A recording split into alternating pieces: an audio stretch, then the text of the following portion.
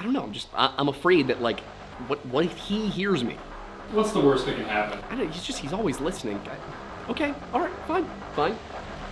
On today's episode of the Lore Lodge, we'll be talking about the Giants!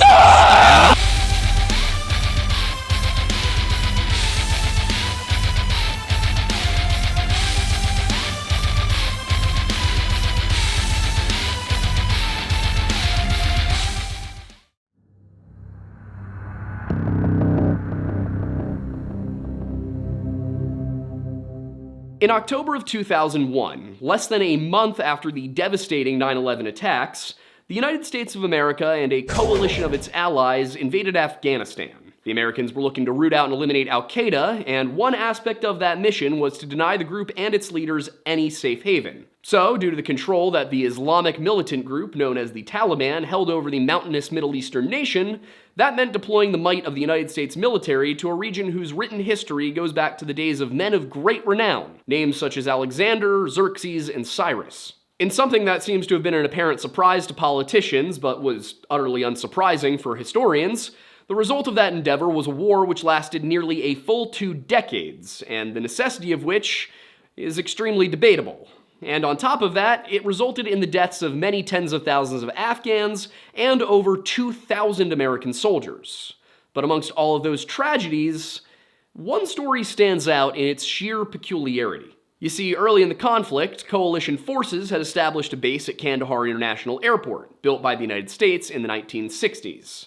And as the story goes, not long after that, an American military unit encountered some kind of giant while out in the mountains near that location. Most of the legend remains the same, regardless of who tells it, with details sometimes differing in one way or another. The gist, however, is that the troops found themselves outside of a cave, bones strewn all about, and then all hell broke loose. A huge man burst from the cave, the warfighters fired their weapons, and then when the dust cleared, the giant lay dead. The corpse of this strange humanoid creature was carried off by a helicopter, put onto a C-130, and was never seen again, allegedly covered up and then deeply buried by the powers that be.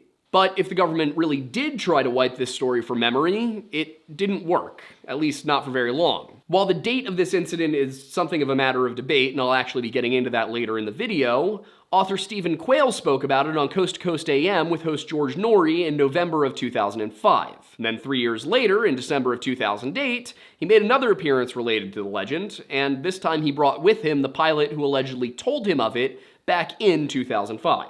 After this, the story made the rounds on some of the more obscure sides of the internet, and it was surely discussed at many a convention, but it doesn't seem to have reached a mainstream audience. Unsurprising, given that this was before the dawn of social media and the virality that came with it. But then, in 2016, author Lynn Mazulli, a frequent guest on History Channel's Ancient Aliens, published a set of interviews with 2 former soldiers known only as Mr. K and Mr. D, both of whom spoke under conditions of anonymity and used voice modulators to further disguise their identity.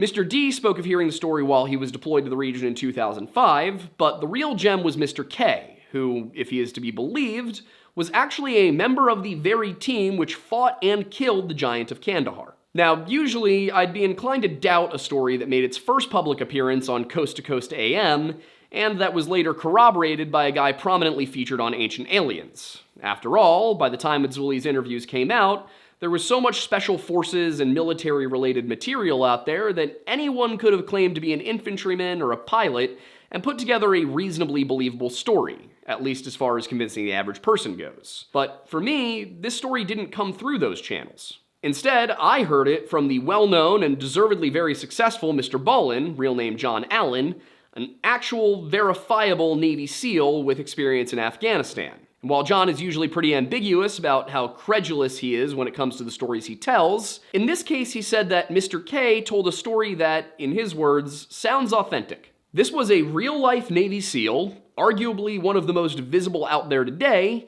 and he was lending some credence to what otherwise feels like just another story cooked up by late-night radio hosts. And while he by no means said that he believed the story was absolutely true, he also wasn't just tossing it out as a myth of non-military origin. That was enough for me to take a second look. But you know what else is worth a second look? The shirt I'm wearing. You might notice that it is very lore, very lodge, and that you can't tell this, but it's extremely comfortable. You might be wondering why I'm telling you that. It's because you too can wear the Lodge. That's right, we're sponsoring ourselves today. If you go to bunkerbranding.com and scroll your way down to the Lore Lodge section, you'll be able to get this shirt in either navy blue or black, as well as several others. We have one that says Redacted Media that you've probably seen Thornbury wear. We have another one that is the old logo, and then of course we have the Lift Lodge, which is the old logo, but the deer skull is holding a barbell.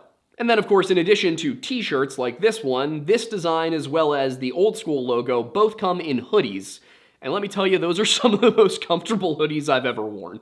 Like, they are crazy comfy. But if you're interested in being a consumer of the Lodge, not just in terms of, spending your money, but truthfully consuming the Lodge, you can do that by going to tablowroastingco.com and purchasing Mount Pocono Perk, our signature coffee blend that we worked directly with Matt Moore to create. Matt is a phenomenal artisan roaster based out of the Lexington, Kentucky area, and I spent about 6 years working as a barista for artisan roasteries. So when he offered us the chance to design our own coffee, I didn't just pick one off a shelf. I was like, okay, I want Ethiopian Girchef, I want something from South Central America, potentially a Colombian or a Honduran, I want something from Indonesia. You get my point. And I want to be clear that I'm not just pitching this to you. When I designed this coffee, I was like, what kind of coffee would I like to drink? And then I had that coffee made, and now it's the only coffee I drink. If you're wondering what it tastes like, I'll have Thornbury put the tasting notes on screen, but to give you an idea of what I was going for, I wanted something that was sophisticated enough to drink black and be able to taste the various flavors, but also something that you could just do milk and sugar in, and it would taste the way you want it to. It wouldn't be overly flavorful on its own to overpower what you've put into it. It's extremely well balanced, it's a solid medium roast, and it tastes good both as a drip coffee, an espresso, and a pour over. So you can really make whatever you want with it. So if you're looking to be super comfy and super stylish, you can head over to bunkerbranding.com using the link in the description to get your Lore Lodge merch. Or if you're feeling like you want a nice hot cup of coffee, then you can head over to tablowroastingco.com, go to the collaboration section and select Mount Pocono Perk. Or if you're feeling a little saucy, you can get the collaboration bundle we have with Stakuyi in History of Everything. He has Lewis and Dark, we have Mount Pocono Perk, you get mugs, you get coffees, it's beautiful.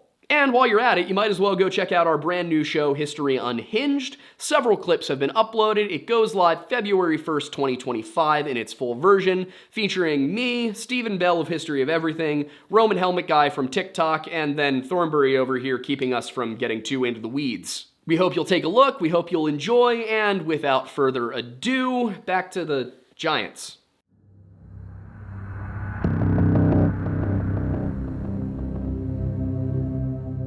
So far as I can tell, the first major public appearance of the story of the Giant of Kandahar was on November 7th, 2005 on the radio program Coast to Coast AM. Created and originally hosted by Art Bell, Coast to Coast has been a force in late-night radio since its founding in 1978. Now, Bell himself was a military man, having served as an Air Force medic during the Vietnam War, and he began his broadcast career with a pirate radio station based out of Amarillo Air Force Base. When he left the military in 1966, he went right into the radio world, and what's truly remarkable about Art Bell's career from that point on is just how normal it was. For the first 20 years, he worked as a disc jockey for rock music stations, only entering the talk radio sphere as something of a side project in 1978 with the Las Vegas-based West Coast AM. And that show, renamed to Coast 10 years later, mostly dealt with fringe political topics and conspiracy theories, which set the stage for what the show would become in the late 1990s, that being one of the most notable paranormal-oriented broadcasts of all time. You see, Bell's show was special because it offered something different. Rather than trying to convince the listener of the reality of supernatural phenomena, Coast to Coast provided a platform for enthusiasts, researchers, and others to call in and tell their stories without fear of mockery or derision from the host. In addition, because the aim of the show was simply entertainment, Bell interviewed many guests who weren't arguing for a conspiracy theory, talking about being abducted, or telling stories about their steamy encounters with Bigfoot's daughter or the later lawsuits resulting from her father's wrath. He spoke with artists, comedians, actors, and even scientists. But the meat of the program, and what carried it forward after Bell's semi-retirement in 2003, were the stories of the paranormal. Calling in for the November 7th, 2005 episode of Coast to Coast independent researcher and author Stephen Quayle was there to talk about giants. And during that conversation, he noted how he, and at that point rather new, host George Norrie, were fortunate to be contacted by a gentleman who's in the military that has a story to tell. According to Quayle, this gentleman was an Air Force officer who told him over the phone that about 8 months back, keep in mind this was November 7th, 2005, he was charged with relocating the body of a dead giant that had killed a group of army guys that had gone out on patrol. The pilot apparently sent Quayle a letter as well, in which he wrote that he could only estimate its size because it was laid out and covered with a plastic tarp. He went on to explain that it was too big for the 463L pallet, which is 108 inches by 88 inches, but in the letter was described as 104 inches by 84 inches, and as a result, it had to be loaded in the fetal position. Using those measurements and the weight of the pallet versus the total weight of the load, the alleged witness suggested that the monster had to be 10 to 12 feet tall and somewhere in the area of 1,100 pounds. In metric units, that's between 3 and 4 meters and nearly 500 kilograms. Furthermore, the pilot said that he could not properly convey it, but that the giant's girth and width were also noticeably different from the average man. It also held a distinctive odor, described as a dirty, pungent, musky smell that was undeniably unique. The creature's feet were estimated to be 25 to 30 inches long, and along with the hands, had 6 digits each. The giant was also more pale than the pilot would have expected, though he did say that this light skin could have been attributed to the pallor of death. Stephen Quayle then summarized another portion of the letter, explaining that they had some Marine Corps personnel that were riding along with a body that he called the babysitters, and that they had been with the giant from its pickup in the Afghan wilderness and transport to the base with a CH-47 helicopter. According to those babysitters, a team of Marines was out hunting for Taliban holdouts when they came across a small village where this giant was living. Apparently, the people there were treating this guy like a god of sorts and revered him, so the Marines, thinking they were protecting possible extremists, went up further into the mountain to look into the cave system. And that's when the Marines came across the live giant. Upon making contact, the giant ran to the mouth of the cave faster than they thought a person this size ever could, and began throwing rocks at them. So the Marines responded by shooting him, and without much fanfare, the giant fell dead. It was only then that they looked around and saw the remains of decapitated human bodies strewn about the cave and just outside of it. When all of this made it back to the pilot, he found it very strange, but also largely out of his hands. I actually considered it an oddity, the pilot wrote, until a friend of his to whom he'd told the story taped the Coast to Coast AM show with Quayle's interview with George Norrie, probably the August 20th episode from the same year, and showed it to him. The pilot allegedly wrote that he was floored by the absolutely accurate description Quayle gave of something he thought was only an abnormality. But unfortunately, aside from his description of what he experienced and was told, the man knew little else. The giant had supposedly been taken to a base in Europe, and after that, the rest is mystery. For Quayle, however, this was just another bit of evidence for his belief that giants not only once roamed the earth, but were still doing it to this day. And far from being unsure of their origin or substance, Quayle had an answer for what they were, pointing to the 6 digits per appendage, the smell, the cannibalism, all of it. He suggested that these giants weren't just some larger race of men, they were the Nephilim of the Bible. On December 3rd, 2008, 3 years after he first spoke about the story of the giant of Kandahar, Quayle was back to promote his book, a novel entitled Long Walkers, The Return of the Nephilim. Now, this wasn't his first appearance since that 2005 interview, but it was the first time he brought forward new information about the incident, and this time he actually brought the pilot on with him. Also, I would like to just put something out there. Unfortunately, despite telling Norrie that the entirety of that 2005 letter was in the new book, the copy that I purchased does not seem to contain it. Anyway, for the first half of the segment, Quayle explained how he believes that the narrative of Genesis 6, along with stories of Hyperboreans, Thule, and Atlantis, all factored into this story coming out of the mountains of Afghanistan.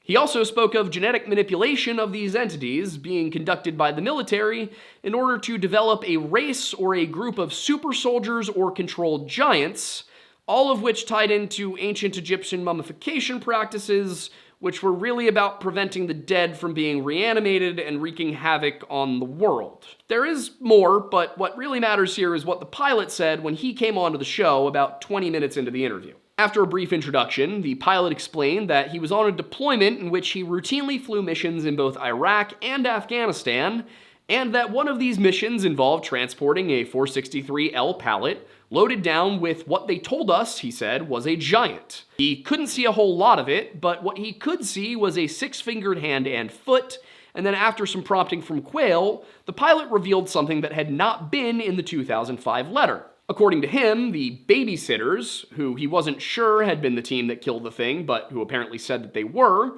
also told him that when they got this thing, it had actually taken out the first crew that found him, and that they went in afterwards. When they arrived at his cave, the giant moved like the wind and threw stones at them, just as had been described before. After some more prompting from Quayle regarding the scent of the thing, including a number of oddly confident statements about how the metabolism of a giant works, the pilot did acknowledge that it was stinky, like a musky-scented skunk. Before the pilot could go any further, Quayle took over again and started talking about how giants have blood made of goo, only for host George Norrie to attempt to bring the conversation back to the pilot's experience, asking if it was possible that this wasn't anything supernatural, but rather some kind of freak of nature, and Quayle quickly quashed that possibility. Citing a story about how a group of these in a certain underground base in Arizona had broken loose, I am quoting him right now, and referencing incubatories on South Pacific Islands, Quayle proceeded to utterly derail the conversation with entirely unsupported statements. To Norrie's credit, he didn't get into the weeds and brought it back to the pilot, asking where the giant was taken after it was loaded onto the C-130. And apparently, it was taken back to another base, loaded onto a faster jet, which was an interesting statement, and taken to Ohio. But you may remember that in the first iteration, it was said to be a base in Europe. Now, a lot of what is said during the interview, at least on Quayle's end, is pretty out there. He talks about there being 300 million of these giants on the other side of the stargates, and how people sacrifice children to them and the like, after which point the pilot seems to politely distance himself from any of that. And as far as he was concerned, he'd transported something that seemed to be a giant, and that was all. He even referred to himself as being more of a skeptic, and all he would say was that it was a large humanoid with immense proportions. Norrie thanked the man for his contribution, and then Quayle went on to say that he knew all of this was real because a Dr. Molda Shaparashan in Tibet said he'd seen them in suspended animation in a cave owned by monks.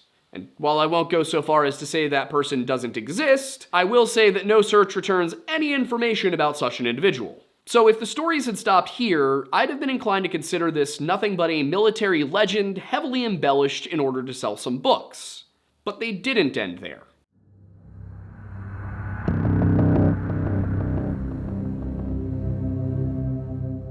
In 2016, author L.A. Mazulli published an interview with an unnamed source known only as Mr. K, a man who claimed to be a member of the team who shot and killed the Giant of Kandahar. That interview is no longer publicly available on Mazulli's YouTube page, but I was able to track down some excerpts posted to a different channel called Global Net Spiritual Domains. And while it's clearly not the full interview, it does contain a number of interesting details which flesh out the story far beyond that told on Coast to Coast nearly a decade prior, some of which conflict with the claims made by Steve Quayle and his alleged eyewitness back in 2005 and 2008. For example, Mr. K said that the events transpired not in 2005, but in 2002. A detail corroborated by Mr. Bolin, who says that he heard the story himself while deployed in Afghanistan several years later.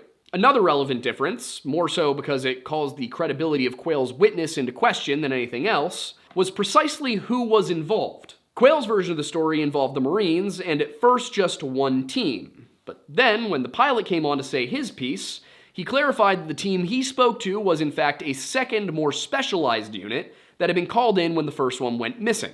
According to Mr. Bolin, however, the Marines weren't involved in this story at all.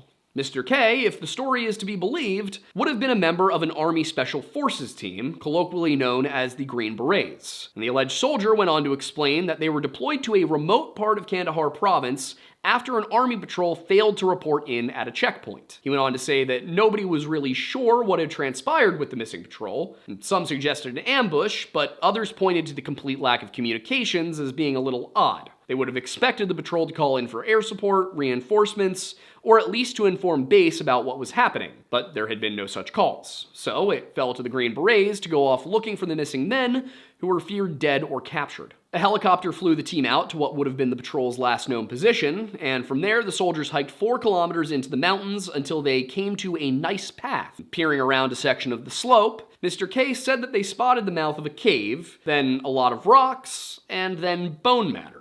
He wasn't close enough to identify the bones, but he was able to make out a piece of Army communications equipment, and they decided to prepare in case of an ambush like the one that they now believed had claimed the lives of their comrades. And then something moved in the cave.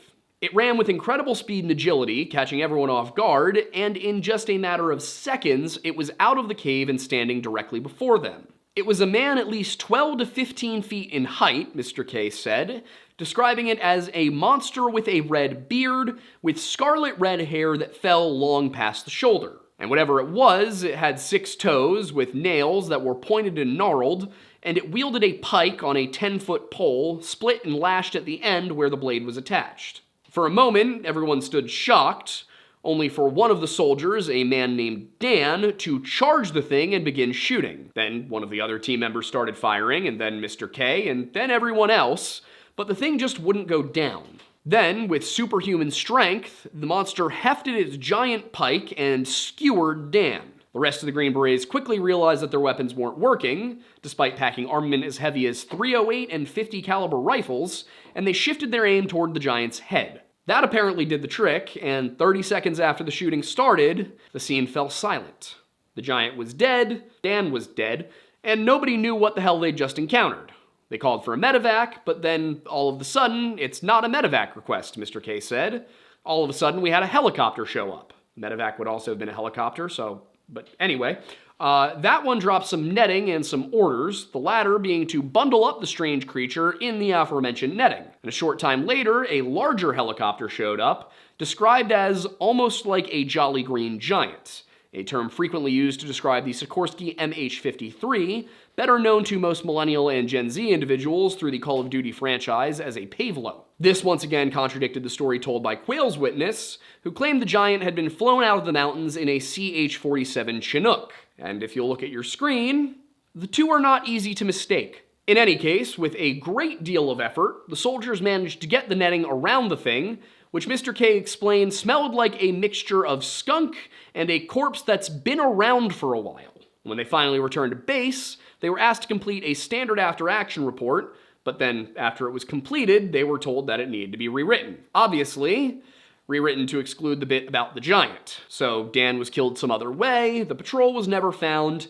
and they absolutely never loaded that giant into the aircraft. Now, the second person that Mazulli interviewed, who was known only as Mr. D, corroborated that he'd heard most of those details himself while on deployment in 2005. On the other hand, he mentioned enough strange phenomena and other X-Files type material to fill an entire season of Ancient Aliens, and he wasn't actually there when it happened, so the interview provided very little information of any real value. But what he was certain of, and in my opinion the sole reason that Mazulli bothered to even post that interview, was that what killed those soldiers in 2002 was not just some giant, but one of the Bible's most enigmatic legends, the Nephilim.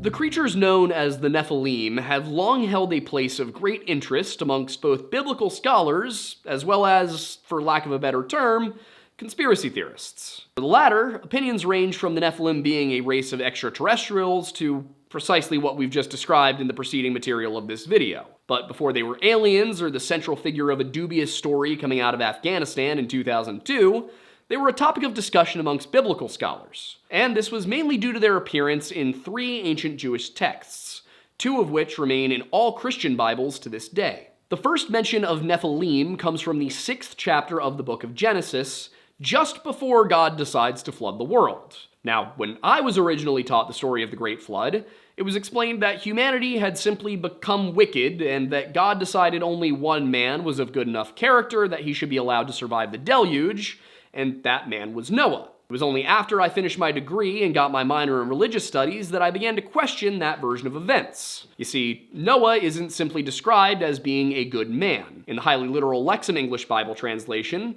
he is referred to as without defect in his generations, a description which in the biblical context can be read to mean that he was of a pure lineage. In other translations, the description is much the same. The most popular English language Bible, the King James Version, calls him perfect in his generations, and the more literal English Standard Version renders it as blameless in his generations. The Message translation reads, "But Noah was different.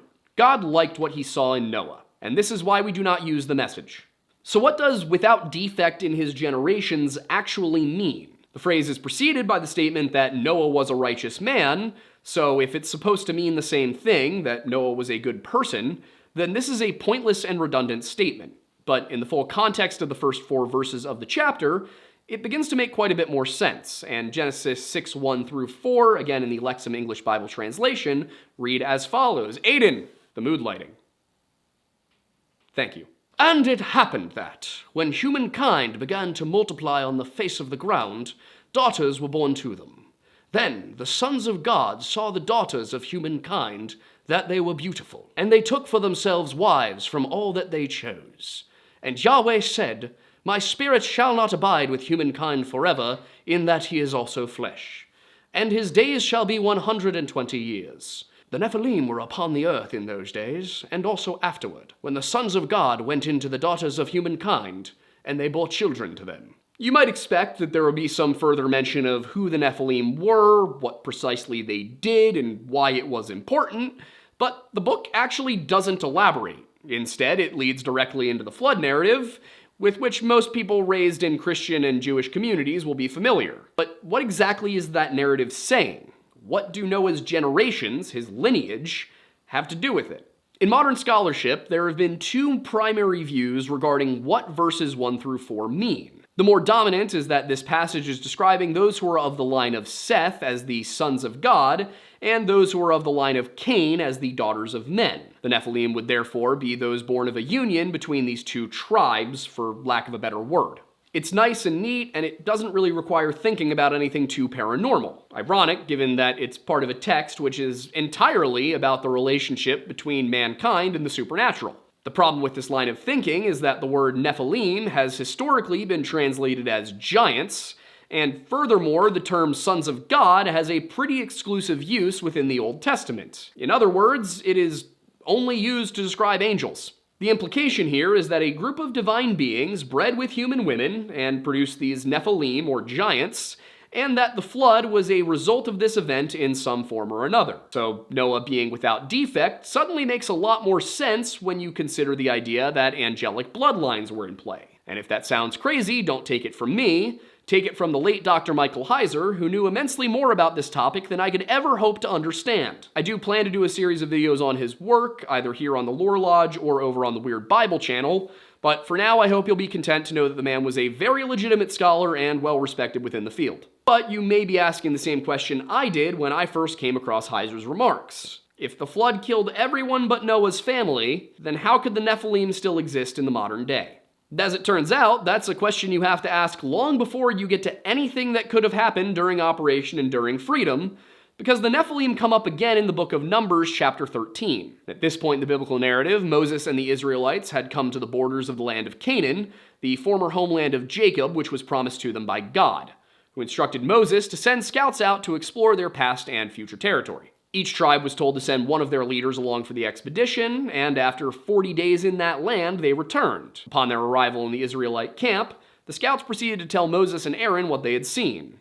They described a bountiful land flowing of milk and honey, one full of fertile soil and great prosperity. But it was also a land of strong people and fortified cities. The Amalekites, the Hittites, the Jebusites, and the Amorites were all to be considered, but the true concern was the descendants of the Anakites, men whom the chapter goes on to clarify were of the Nephilim. It is in this passage that it is made clear why the translators of the Septuagint, the first major translation of the Hebrew Bible into Greek, chose to translate Nephilim as gigantes, or giants, because, according to the Israelite scouts, they felt as small as grasshoppers next to these people. But if the flood wiped all of the Nephilim and everybody but Noah and his family out, then how could you possibly have their descendants living in the Bronze Age? Heiser answers the question masterfully in 2 non-mutually exclusive ways. First, it's possible within the biblical text that the flood was in fact not a global event. As he points out, the same whole-of-the-earth terminology used to describe the breadth of the flood is also used on several occasions to describe the immediate region of Israel and its neighbors. So if the whole world is just referring to the Middle East, then any Nephilim who were outside of the region could have survived. Additionally, there's the language from Genesis, which explains that the Nephilim were upon the earth in those days, and also afterward, when the sons of God went into the daughters of humankind, and they bore children to them. Due to the rules of grammar in biblical Hebrew, this passage leaves open the possibility that more of the sons of God had children with humans, leading to later instances of Nephilim being born. In either case, or potentially both, there is a way for Nephilim to exist even after the flood. So from a biblical perspective, the giant of Kandahar being such a creature isn't actually out of the question. When it comes to the credibility of the source, however, I'm not sure that the same can be said. This is a story coming from two anonymous sources who very directly contradict one another on essentially all of the important details, and honestly, the narrative doesn't make sense to me for several reasons. One of those is, could an Air Force pilot mistake soldiers for Marines, which apparently this unnamed pilot from Quayle's interviews did. Another one that comes to mind is, would a Special Forces team be carrying multiple Beret M82s on a mission where they didn't expect to be setting up a sniper position or encountering armor? I also had to ask myself, what military doctrine would instruct soldiers to break cover and charge an enemy that is armed only with a large spear?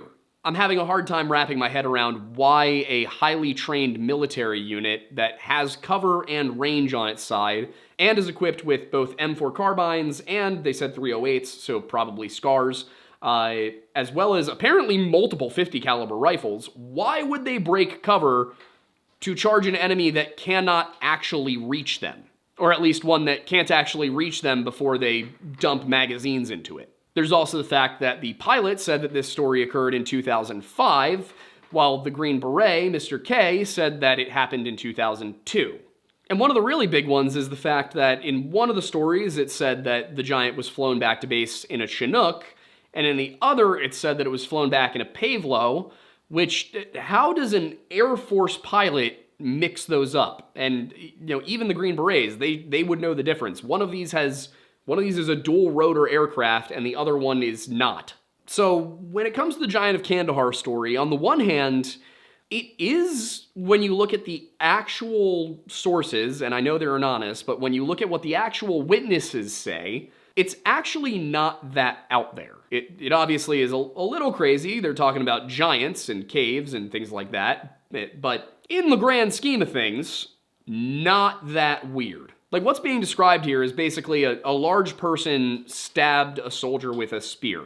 There's no magic, there's no aliens, there's no, humming of electrical devices and people's stuff going haywire. It's just, we ran into a giant, we shot a giant, and then the military covered it up.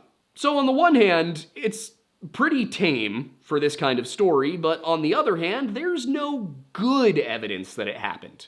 And the existing accounts contradict each other in numerous ways. Now, the last thing that I want to go over before we end the video is I threw a lot at you regarding the Nephilim, and if you did not grow up in a Jewish or Christian tradition, it was probably extremely foreign. And to be honest, even if you grew up in a Jewish or Christian tradition, it was probably still extremely foreign. This kind of, for lack of a better word, esoteric material is the kind of thing that's discussed in seminaries and between biblical scholars, but it doesn't really make it to the sermon. So if you haven't really gone and studied it, it's probably not something that you're going to be familiar with. I can already hear a few people furiously typing about heresy on their keyboard.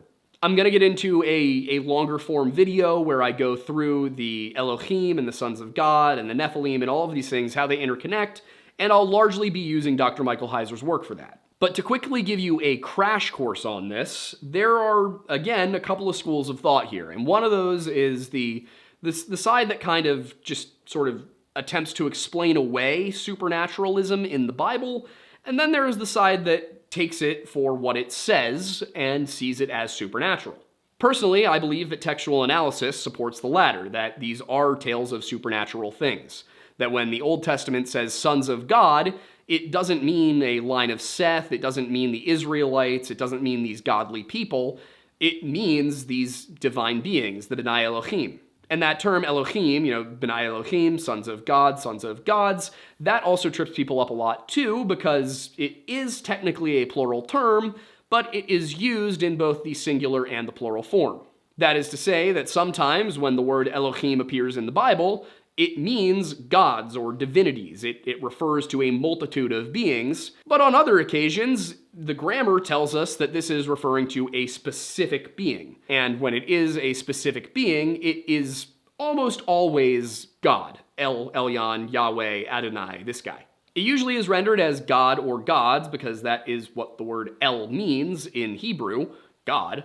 But we have ascribed something of a different understanding of the meaning of even that word to the Bible. So capital G, God, Adonai, Yahweh, that figure is often referred to as Elohim. But angels are also referred to as Elohim, and spirits are referred to as Elohim. You may see where this is going. Elohim doesn't really perfectly translate to gods in the sense that we understand that word in English.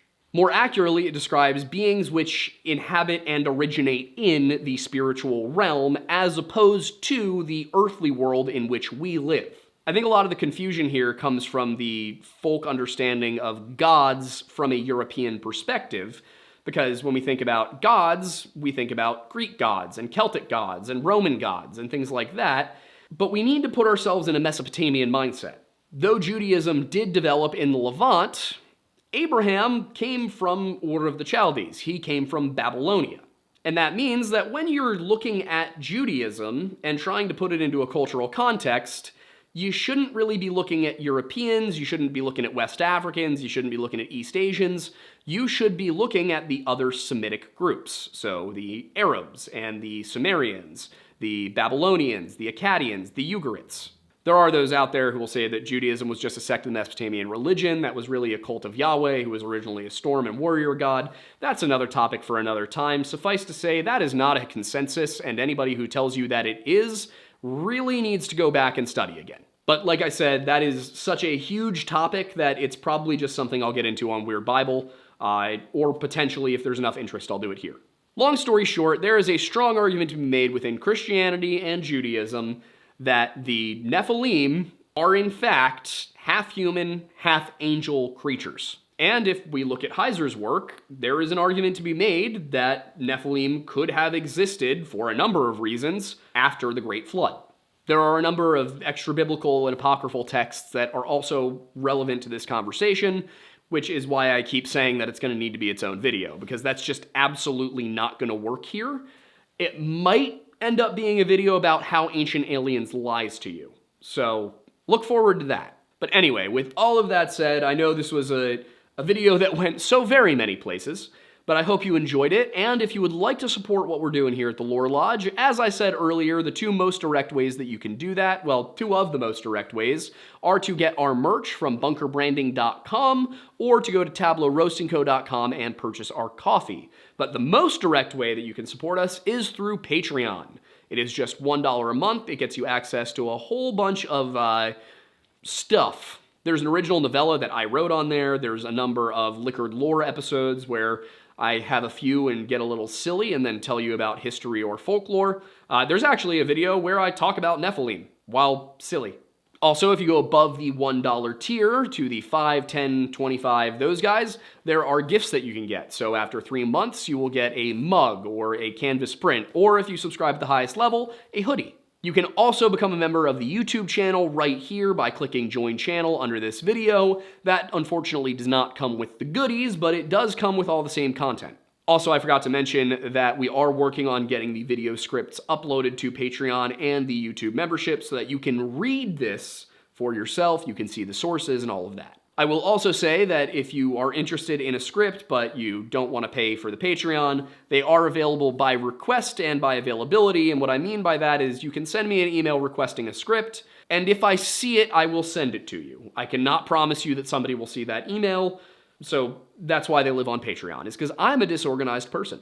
Also, all of those scripts are available for your use so long as you give proper attribution. So if you're interested in doing your own videos, your own kind of analyses, go for it. Just make sure that you cite the Lore Lodge. Now, this isn't necessarily a way of supporting us, but it is a way of getting updates on what we're doing and interacting with the community here, and that is through Discord, which you can reach by going to bit.ly/jointhelodge or by using the link in the description. There you'll get updates every time a new video comes out that are actually timely, unlike the ones you get here on YouTube. You'll be told about events, you'll be told about new cases we're thinking about working on, new product releases. We just launched a GoFundMe for a buddy of mine who I stream with, who's actually one of you. Like, he began streaming with me, started out as a viewer, and now streams with me, and we're trying to get him a new computer. So we're trying to raise $800. That GoFundMe might actually end up here in the video description. So if you're interested in contributing to help him, go for it. Now, if you're wondering where are these streams happening, you speak of streaming buddies, well, it's over on my channel, Aiden Mattis. And that is youtube.com/@theaidenmattis. And over there, it's mostly gaming content now. That channel may be transitioning into a gaming-only channel, and I might be bringing the reaction streams over to this channel so that they're more aligned with where everything's supposed to go. The reaction and commentary, where I'll pull up a video that's a paranormal investigation or a history thing and all the conspiracy theory, and I'll comment on it live, and usually it's a good time, especially when I'm a little silly. In addition to that channel, we also have the Weird Bible, which is the show we do with Wendigoon, and to which we'll be adding something of a roundtable discussion show, hopefully this year. We're still trying to cast it. We need priests.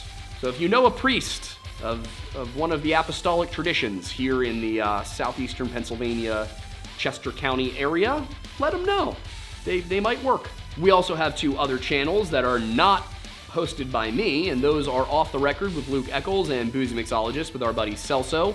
He is a phenomenal bartender, and he makes great videos. He's got a podcast. We're working on getting him really set up to do some great informational videos about how to make drinks and then also the history behind them. Those channels both currently do exist. If you'd like to help them get monetized so that we can dedicate some more time and resources to them, please do. Also, Celso is running something really cool for us, and so if you're in the southeastern PA area, if you are somewhere between Philly and Reading, we're gonna have some cool announcements coming out on Discord, so this is another really good reason to join the Discord, because we're gonna be doing some events that are with a local distillery and with Celso, and it's gonna be a good time, guys. 21 plus, of course. And I believe the only thing left to say is that we do have our live show. That is Monday nights at 7 p.m. It's more of a discussion format. We just talk about the cases we've covered. Sometimes it's current events. Sometimes we even, bring up sports. It's the Lore Lads. It's the Lore Lodge, but not as serious. And it's completely unscripted, so that's fun. Goes live Monday nights at 7 p.m. Eastern, and then it goes on to streaming platforms Wednesday morning at 5 a.m. So, with all of that said, thank you for watching today's video. I hope you enjoyed it. If you did, please leave a like and tell your friends we exist. I'm Aiden Mattis, and thank you for stopping by the Lore Lodge.